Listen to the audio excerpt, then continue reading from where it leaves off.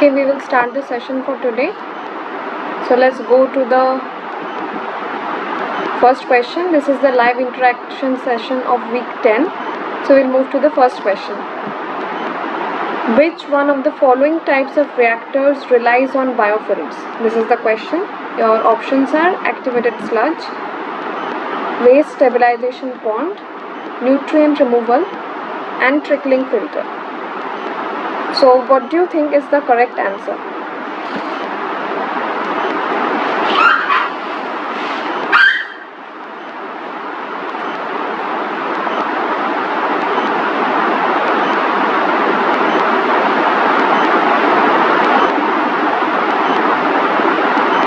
Option D, trickling filter. Yes. So trickling filter is the correct answer. So let's discuss about what is a trickling filter. So trickling filter system is actually a wastewater treatment system. Just wait, I have to let someone in, okay? Just wait.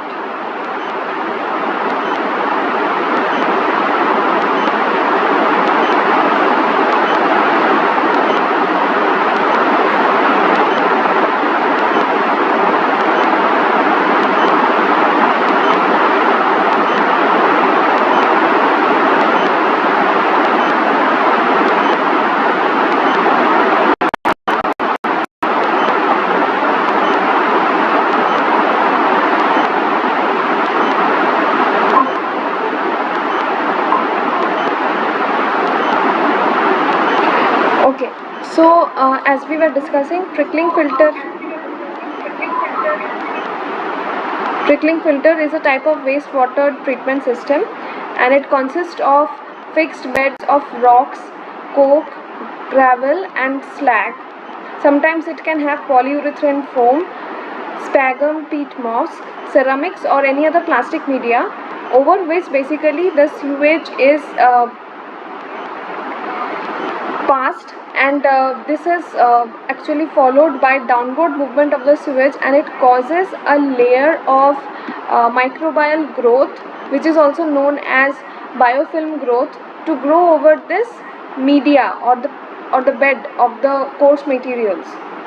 So inside this media there will be aerobic conditions that are maintained by splashing and diffusion of either of the forced air flowing through the bed, or by the movement of the natural convection current of the air that moves through the filter of the, or which is basically it is a porous filter. So as the water moves as the air moves due to natural convection, there is a aeration goes on inside the filter bed.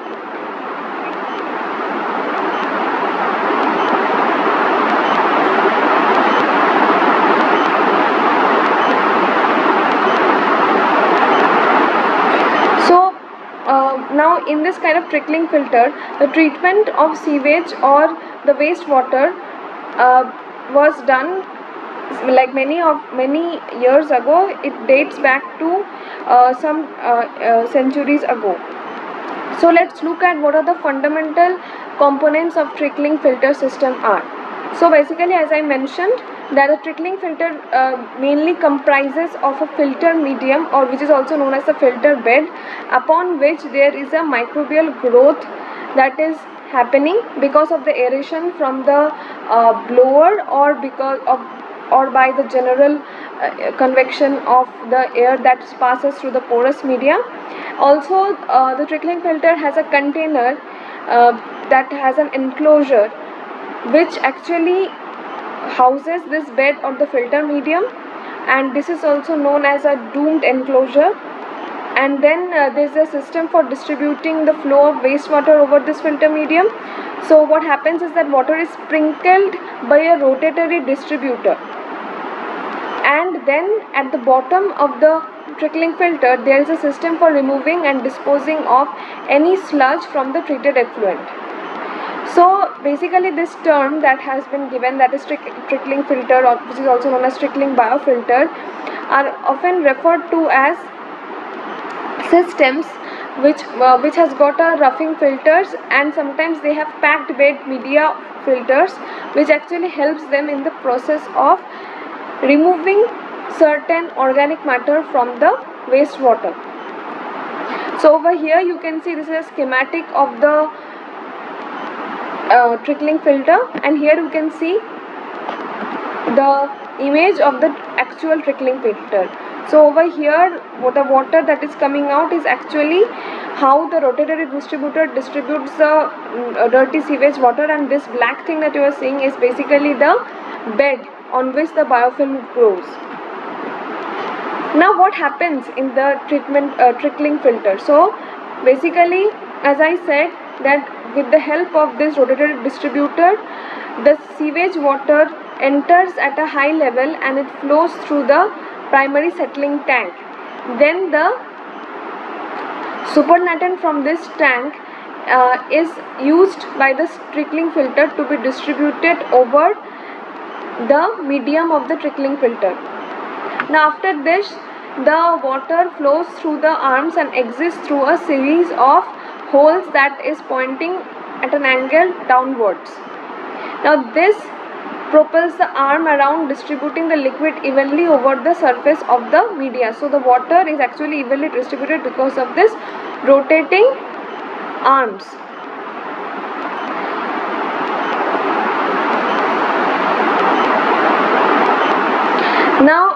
Now what happens in this process is that there is removal of pollutants from the wastewater, which involves both absorption and adsorption of the organic compounds and certain inorganic species such as nitrate or nitrite ions by this microbial layer that has developed on the porous media of the trickling filter.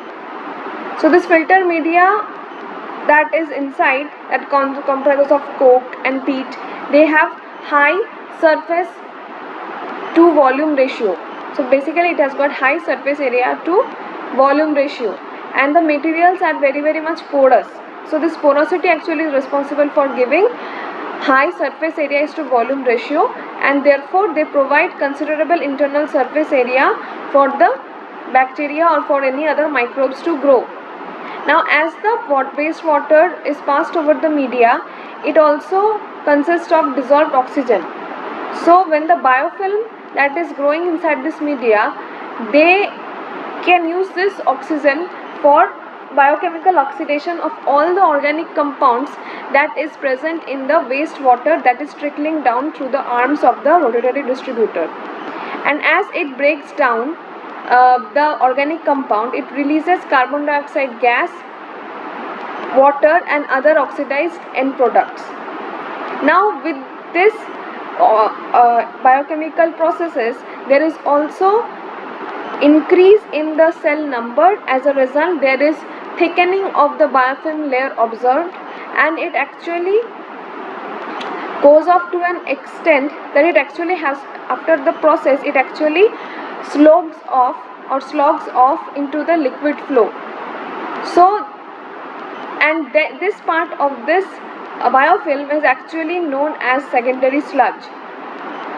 So therefore this trickling filter is actually followed by a clarifier or a sedimentation tank to remove any kind of this thickened biofilm that has got into this filter, filtered water. Now this filters has, as I discussed, has got a high density media which is porous, and it's comprised of sand, foam, peat moss, and they do not produce sludge that must be removed but require forced airs or backwashing to remove any kind of biofilm that has grown on its surface. So after the process of certain batches of wastewater treatment, in order to remove the biofilms, backwashing is required to clean the media.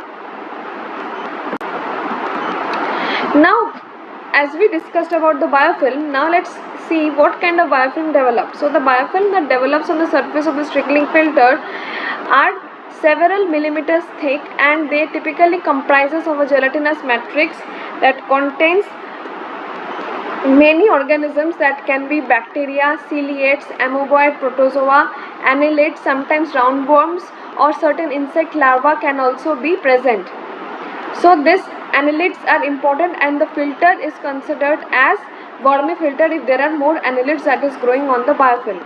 Now within the biofilm, as we see as it grows, there can be both aerobic and aerobic zones prevalent, and depending upon where the biofilm we are studying. So basically, as you can see over here, this is the grayish color shows a porous media, which is also the stone that is present as a medium in the trickling filter.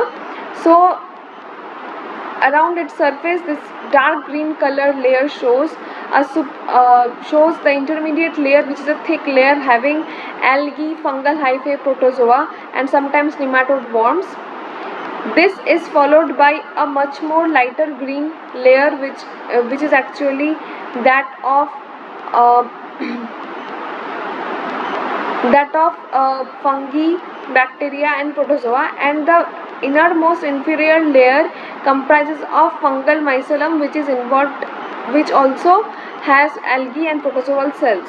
So, as I said, as we go interior, the anaerobic environment increases, and as we go towards outside where the air is actually ventilating, the aerobic compartment is there, and depending upon the presence of aerobic and anaerobic, there is difference in the microflora that is observed around the porous layer. And certain times during the spring, there is rapid growth of organisms in the film because of the temperature, and therefore the film becomes very thick within a certain span of time, and therefore it leads to the slugging of the film, and therefore during this time there is this slugging of this biofilm is known as spring slug.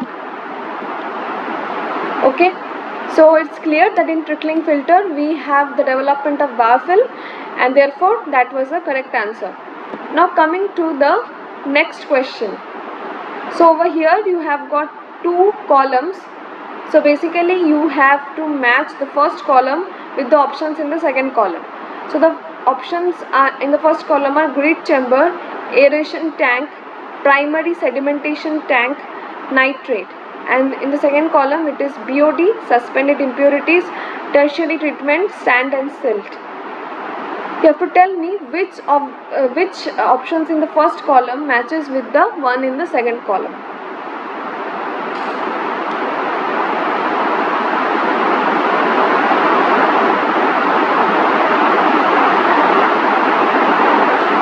Option C.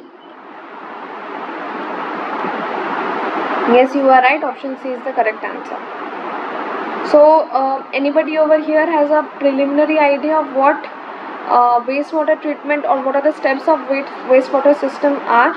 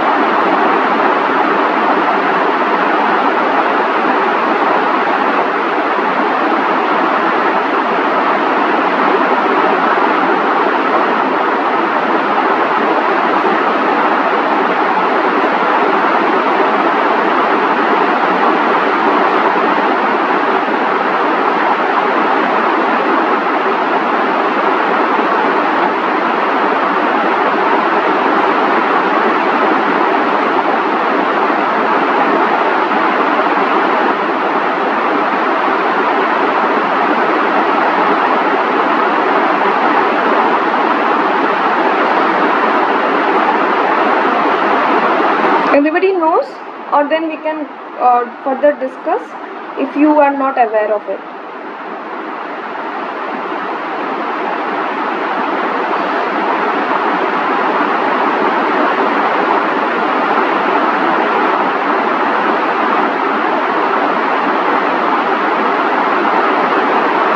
Okay, so over here you will get a preliminary idea of what a water system wastewater treatment system involves, and what are the steps.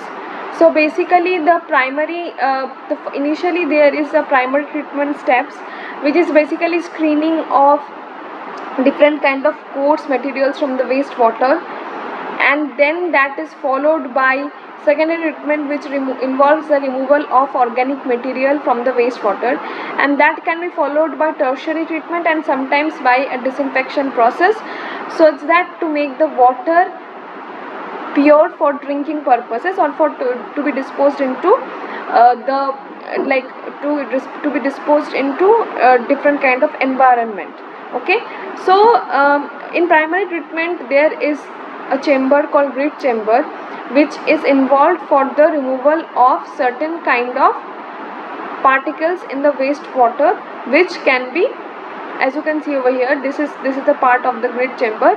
So this portion removes any other contaminants in the water which are very large in size, and that can actually cause problem to the secondary treatment. Okay, so basically grit chamber has got a long narrow circular tank, or it can be circular tank, so in which the primary wastewater is flowed in a way such that the reduced velocity of the flow eliminates the grit materials such as sand, ash and clinker. Sometimes there are eggshells are also removed, bone chips are removed, and many other inert materials which are organic in nature but they are larger in size. So the removal is mainly by sedimentation. So this this grit chamber is actually the second step procedure that happens in the primary treatment of wastewater. The first steps are actually pre-primary treatment, or these are known as screening, skimming, which we will discuss in the later slides. So what happens in the grit chamber? It removes sands and any other weighty matters such as inorganic, sometimes they can be inorganic like metals, rags, etc. And this coarse metals or this bigger things, if they are not removed in the primary treatment, then they can induce abnormal abrasive wear and tear in the mechanical equipment of the secondary treatment. For example, sludge pumps, or sometimes they can choke them by deposition and collection in the sludge holding tanks and digesters. Therefore, removal of grit is absolutely essential, and therefore the correct option to which grit can be linked with is silt and sand. Okay, therefore, as I said, grit removal actually is a process of removal of any coarse materials, and it that involves sand and silt, and this is absolutely an important process so as to save any moving mechanical equipments in the later part of the treatment of wastewater, especially in the secondary treatment. So the grit removal relies on sedimentation process, and this actually relies on the specific gravity between the organic and inorganic solids, and that affects their separation. So if the specific gravity of the grit is 2.4 to 2.65, then it is shown that it sediments and it settles down. So what are the types of grit chambers that is known to us? There are two different types. One is horizontal flow grit chamber and another is aerated grit chamber. So over here you can see the diagram of horizontal flow grit chamber. So in horizontal flow grit chamber there is a lean open channel which is about 10 to 18 meters long and 1 to 1.3 meter in depth. So through this channel the water will enter inside the grit chamber, and the velocity of the grit chamber should be maintained in such a way that it carries most of the organic particles through the chamber, and it will resuspend as they design. So you can see this slope over here. This is where majority of the grits will actually get suspended. Okay, and then there is a control aerated settle, and because of the way the water moves, there is settling of the high weight grit materials, and if the velocity is maintained at 0.3 meter per second, it is seen that there is effective settling of this grit. So this is how the horizontal flow grit chamber looks like. Now coming to the second type, that is aerated grit chamber. So in aerated grit chamber, this is a unique type in which standard spiral flow aeration takes place, and the air bubble is diffused at one end of the tank at about 0.6 to 1 meter from the bottom. So as you can see over here, there is diffusion of air into the tank. So what does the air do? The high weight or the weightier grit particles with their high settling velocities settle down to the floor, whereas the more lightweight will stay in the suspension and it gets carried on with a roll of spiral motion because of this diffused air, and finally it is moved out of the tank. Okay, so as we discussed, the grit material is mainly used for the removal of coarse materials like sand and silt, and there are generally two types. One is the horizontal grit chamber and another is aerated grit chamber. In aerated grit chamber, there is air diffused into the chamber, which actually helps in the diffusivity of the lighter weight organic particles, which some stay in the suspension for longer time, and it is carried through the water and moves out into the tank. Now depending on how this grit chamber is cleaned, there can be of two types. One is where the grit chamber is mechanically cleaned, and in another there is where it is manually cleaned. Okay, so mechanically cleaned grit chambers are generally equipped with mechanical equipments for the accumulation and the washing of grit chambers, which served as the continuous or intermittent basis. Whereas in manual grit chambers, this they should have adequate capacity for holding grits between time to time of cleaning, and the easiest method of cleaning the grits with actually is by man, and it is with the help of shovel that the grits are taken out. Now what is the composition of the grit? So the composition of the grit actually depends on the conditions of the water. So what kind of surfaces the water has encountered, that is the types of street surfaces. Sometimes it depends on the relative areas that the water has served.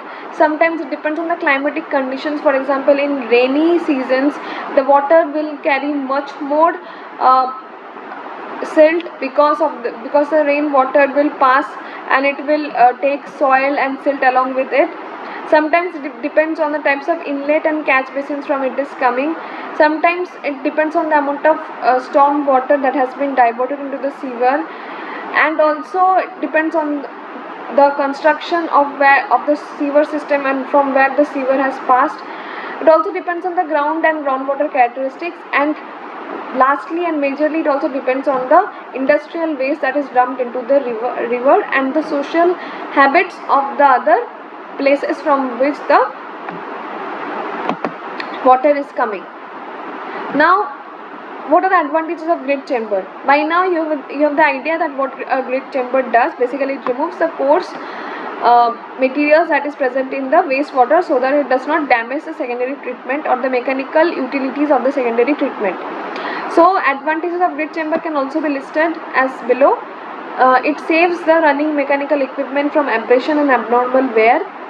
Also it decreases the maintenance cost and frequency of digester cleaning because of an extreme collection of grit, because if that is not done, if enough grit is not collected, then that will get accumulated in the secondary treatment, that is in the digester, and cleaning will be required of the digester in a much more frequent amount of time, which is saved by a grit chamber.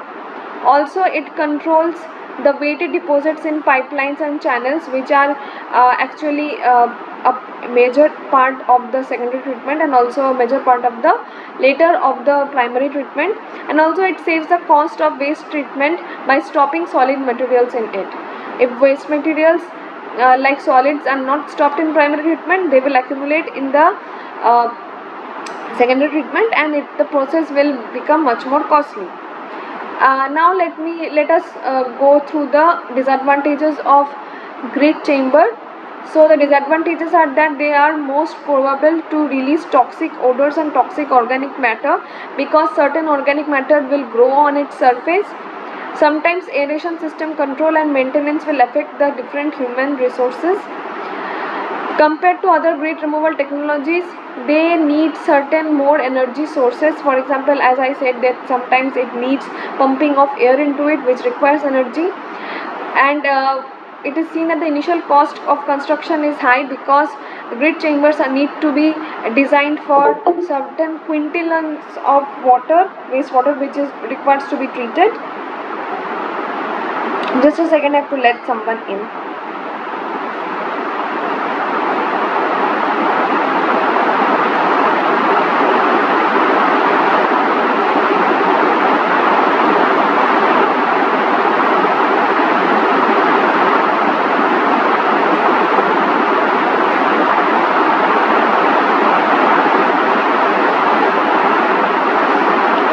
Also, the last disadvantage is that it requires regular maintenance after time to time. So all these points adds up to the disadvantages of grid chamber, but as you can see, the advantages of grid chamber are much more as compared to the disadvantages. Therefore, grid chamber is one of the major part of wastewater treatment system. Now let's move to aeration tanks. Now what is an aeration tank? So it is a part of secondary treatment in which activated sludge process happens, where air is added into the water to encourage the growth of microbes inside this aeration tank. And what does these microbes do? They actually feed on the organic material in the wastewater, and then they form flocks by growing, and these flocks will gradually settle down and be collected as sludge. So what is the main purpose of the aeration tanks and what happens here? In here there is aeration by circulation of air through the whole of the tank, and this leads to mixing of air or dissolved oxygen uniformly in the liquid, which is the wastewater. Now what does this aeration do? It brings water and air in close contact in order to remove the dissolved oxygen and to oxidize dissolved metals, including iron, hydrogen sulfide and volatile organic chemicals, that is VOCs. And also this process is actually one of the first major process of drinking water treatment, and it occurs in the secondary treatment process of activated sludge treatment in wastewater plants.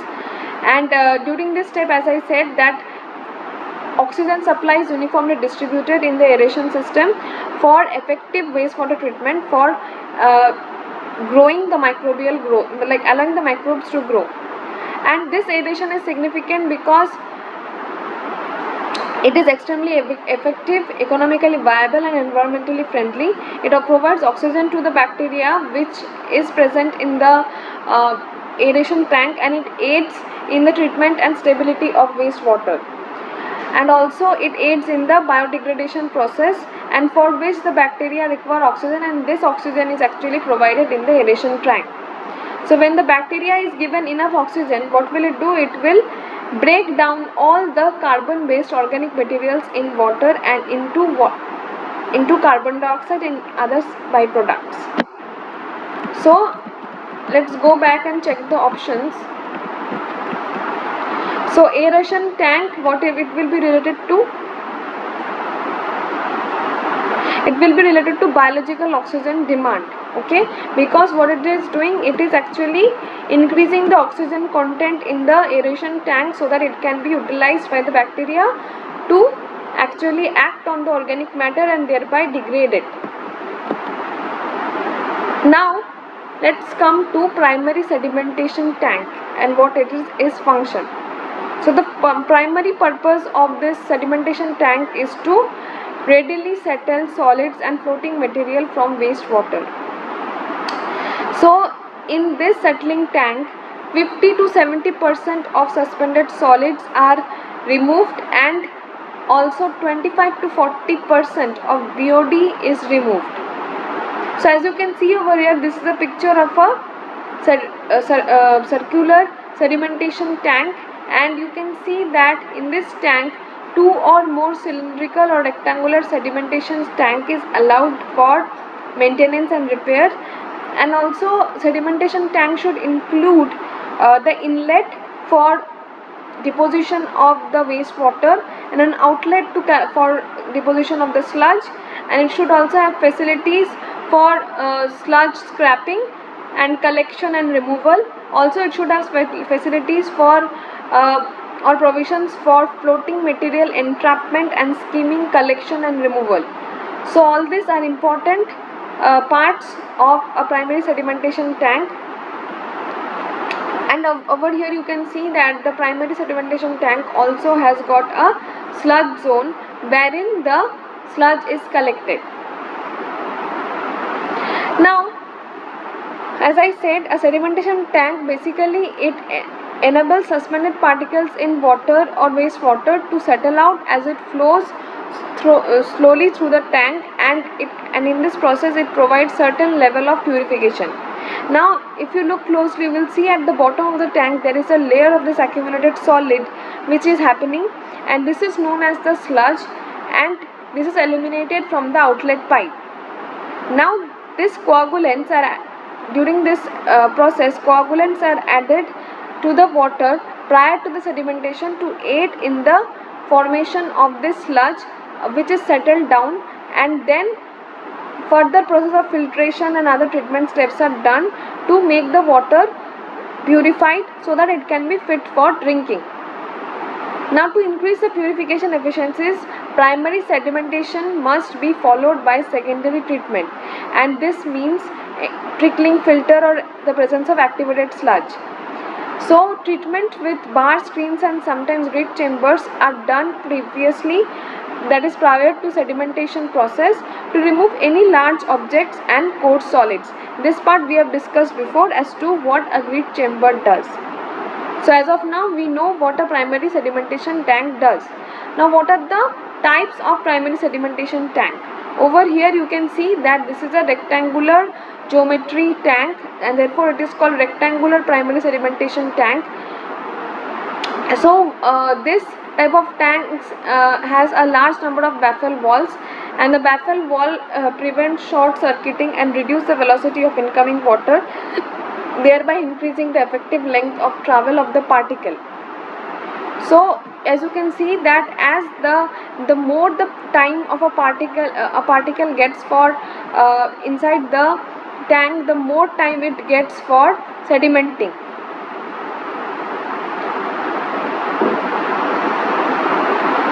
Now this type of sedimentation tank is generally provided with a channel type inlet over here and an outlet extending across the entire width, and the floats between two baffles is made to look like a hopper slope, and towards the center where the sludge pipe is provided. So all the particles that are settling down are collected as sludge over here. Okay, and there is a sloping float also there which makes the cleaning of the sludge better.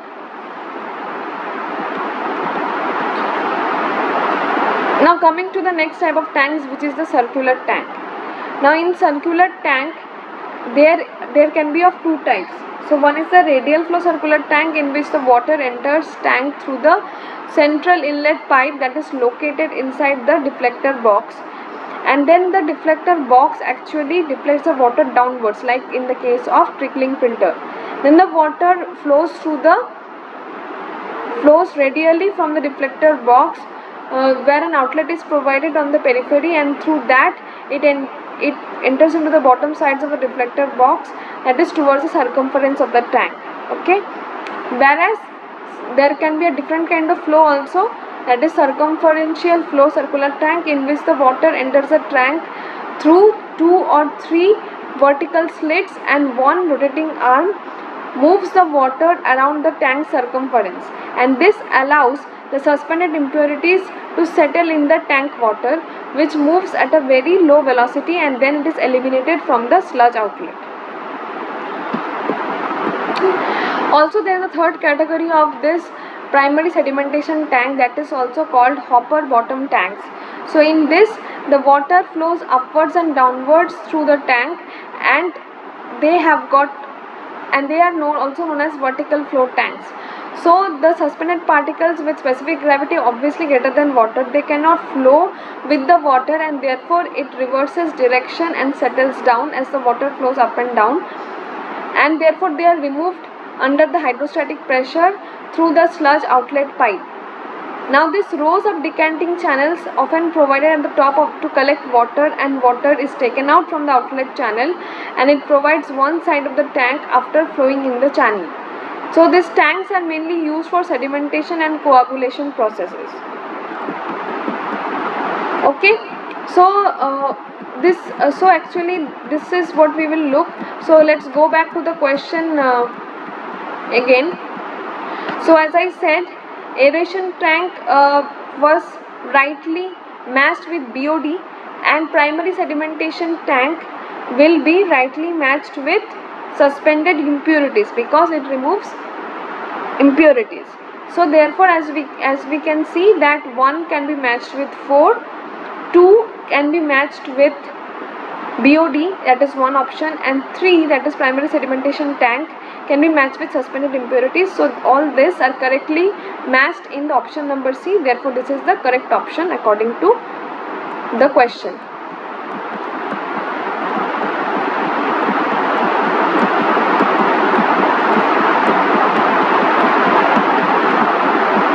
Now coming to the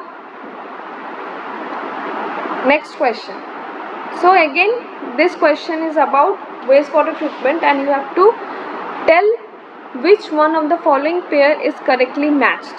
So your options are primary treatment, so that involves removal of hardness; secondary treatment, that involves removal of trace elements of emerging contaminants; tertiary treatment, which involves removal of nutrients; and communator, which involves removal of settleable solids.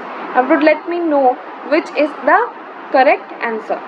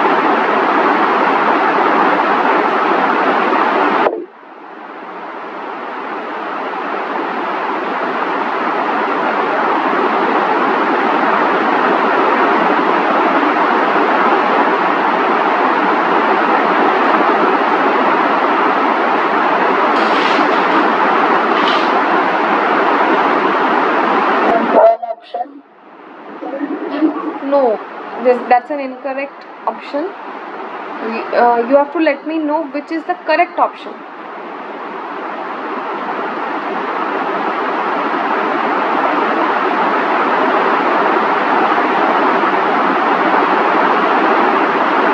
Option C. Yes, option C is the correct answer. So can anybody tell me, we actually discussed in the previous question that what are the types of treatment. So what did you understand? What does primary treatment do? The removal of suspended solids. Yeah, it's mainly removal of like solids which can actually hamper with the secondary treatment, and secondary treatment is mainly involved in the removal of suspended solids or organic matter, as we say. Okay, primary treatment or preliminary treatment mainly means removal of coarse matters which can actually harm the mechanical apparatus of the secondary treatment, and the tertiary treatment is actually removal of excess nutrients if it is present in the wastewater. So let's go through the process again. So before getting into the process, let's first understand why treating of wastewater is important. Because when we are aiming at treating of wastewater, we are aiming to remove the pollutant from the wastewater and recycling the water. Now Secondarily, it also promotes health concern, because if wastewater is not recycled and if it is kept that way, then it can also be promoting diseases, and therefore for the concern of public health and hygiene, wastewater should be treated. Also, if wastewater is not treated, then it will be passed on to oceans and lakes, which will actually kill the aquatic life, and therefore to preserve aquatic life and wildlife habitat, it is important that we treat the wastewater. Secondly, to promote recreation and the quality of life, also the treatment of wastewater is required. Now, what are the main contaminants that are present in the wastewater? It has got suspended solids, it has got biodegradable organics, it has got pathogenic bacteria, and certain nutrients, that is nitrogen and phosphorus.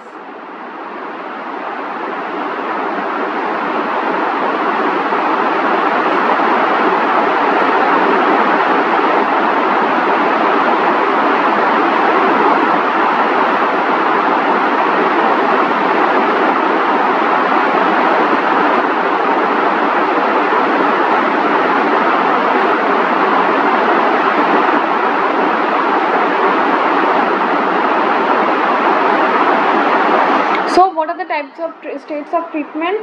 The states of treatment are primary treatment, secondary treatment, tertiary treatment. Okay, so in the primary treatment, as I said, this all have been discussed before, that there is removal of coarse materials, followed by secondary treatment, which removes suspended particle removal, followed by tertiary treatment, which removes the nutrients, and further disinfection of water to make it fit for drinking or fit for disposal into strictly very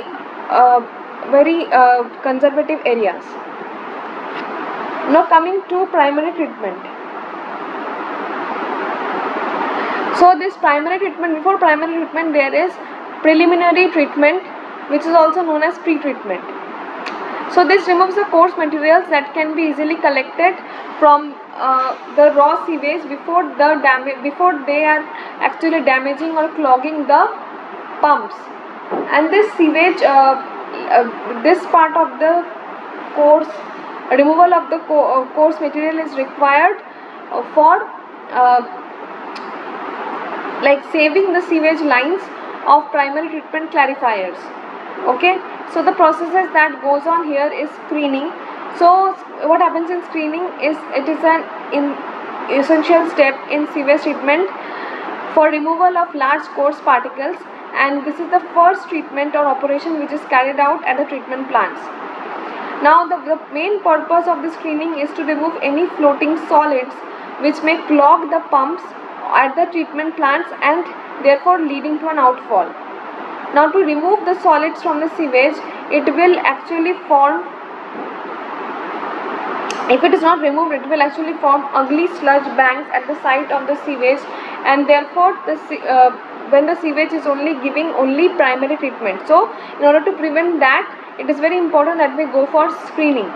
Now to remove the solids which clog the trickling filters and also interferes with aeration of the activated sludge treatment. So all these are responsible for the screening of the coarse materials.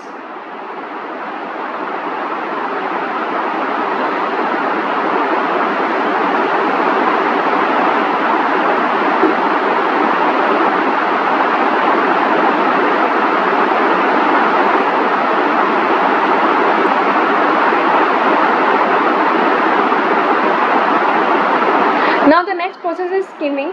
So in this process, the skimming tanks are used for removing oil, grease, fats from the sewage.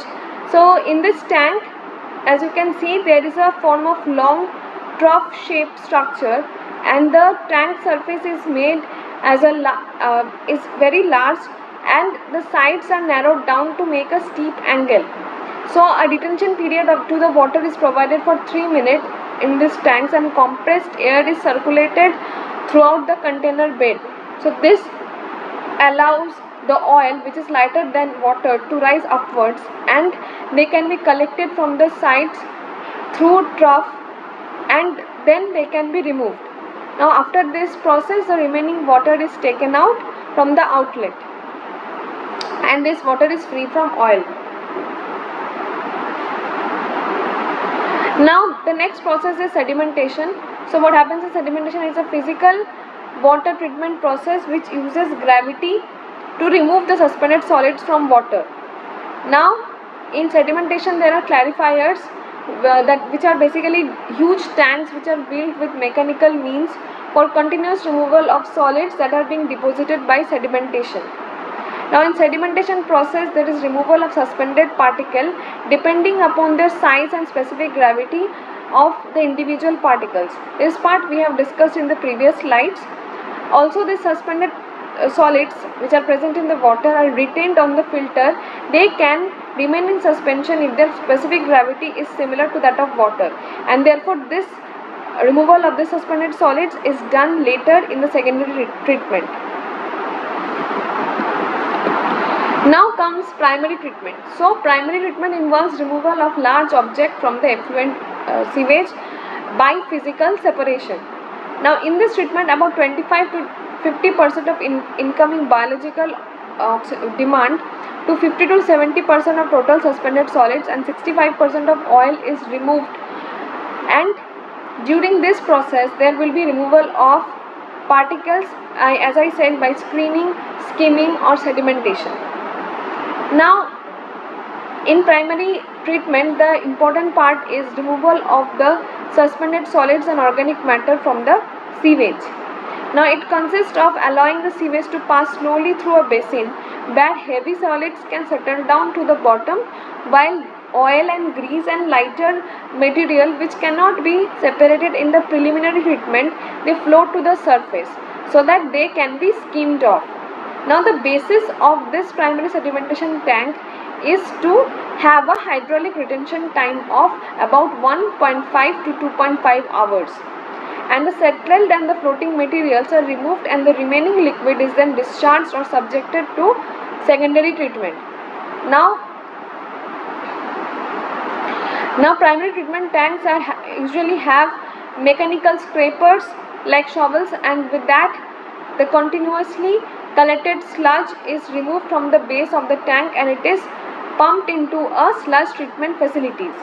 Now as I said before, primary sedimentation tank is responsible for the removal of 50 to 70% of total suspended solids and 25 to 50 or 40% of biological oxygen demand. Now after this process comes secondary treatment. So what happens in secondary treatment? This process involves secondary sewage treatment and removes as much as suspended solid material as is possible, and this process actually uses biological help to digest and remove the remaining suspended solids which are soluble material, and especially their organic fraction of the solids. So how is it done? This is done by growth of bacteria which actually degrades this organic matter. What does it do? The bacteria actually feeds on the organic matter present in the sewage and grow and multiply, thereby contributing to the biological solids or biomass, which is actually then settled in the sedimentation tank as flocks. Now this biomass grow and group together, as I said, to form a flock or a biofilm in some specific processes, and this biological flock or film and the remaining fine solids from the sludge can be separated in a secondary sedimentation tank. Now after the separation, the liquid that remains here is majorly free of any organic solids or organic suspended solid, and they can be reduced concentration of pollutants. Now this secondary treatment can reduce organic matter measured as biological oxygen demand from sewage using aerobic or anaerobic processes, and the organisms involved in this process are very much sensitive to the presence of toxic materials, although they are not expected to be present at high concentration in a typical municipal sewage, because these toxic materials will kill the bacteria and that will hamper the degradation of the organic matter.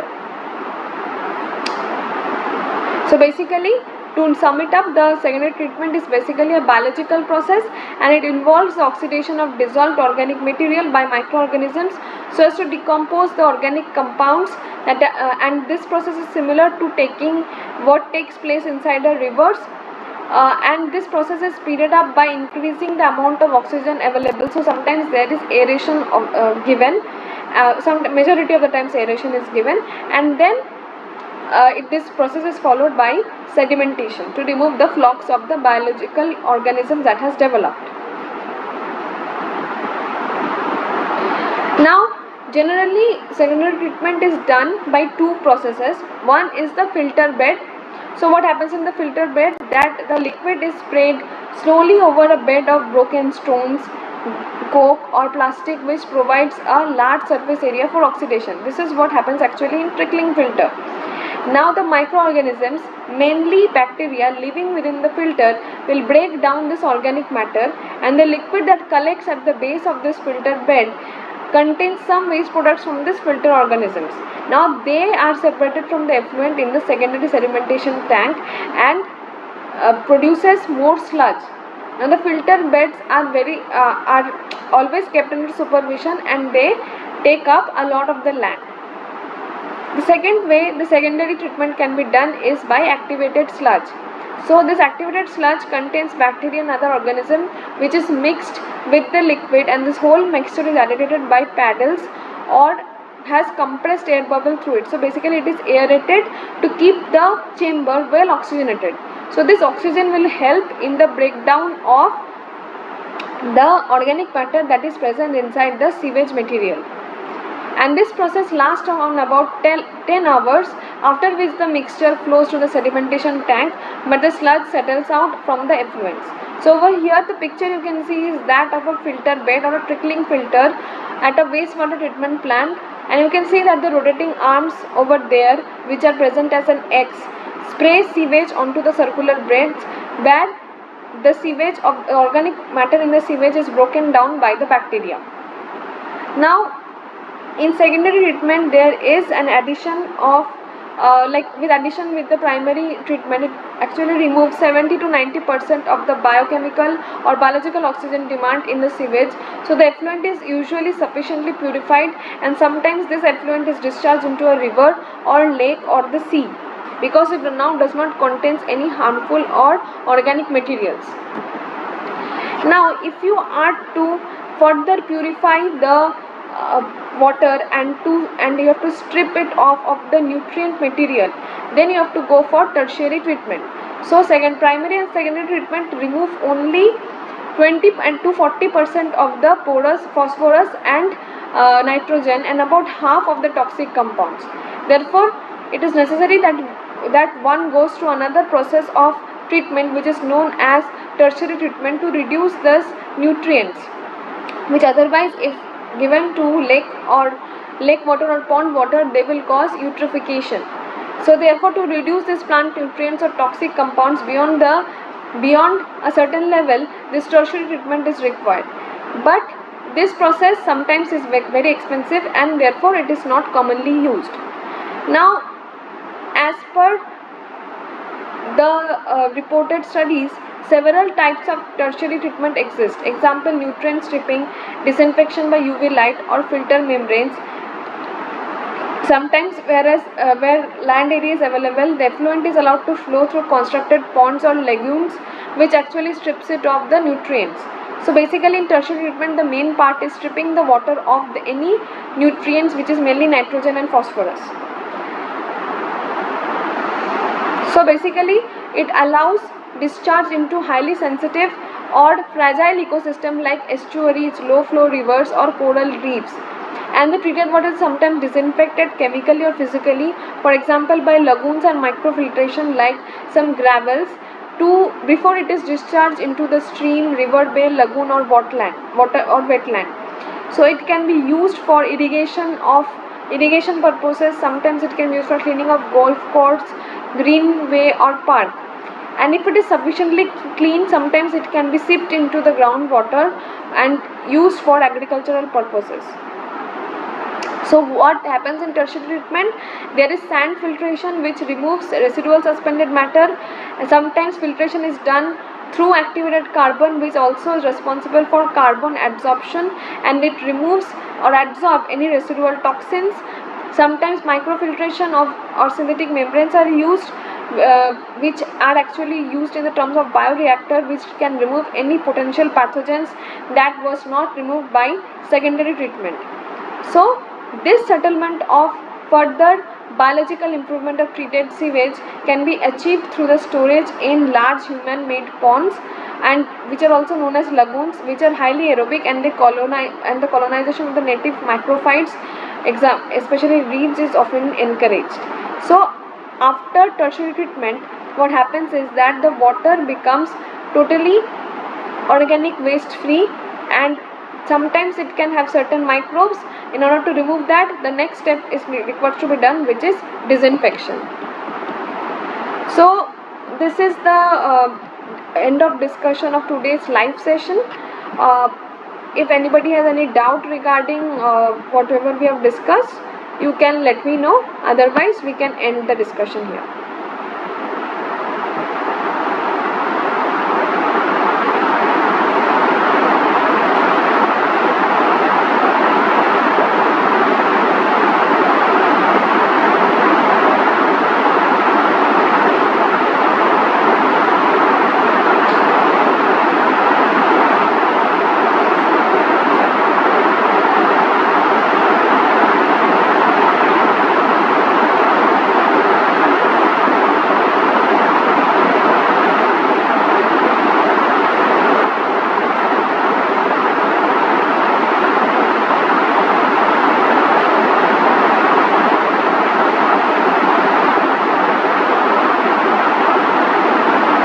Okay, I suppose that there are no other questions. We can end the session now.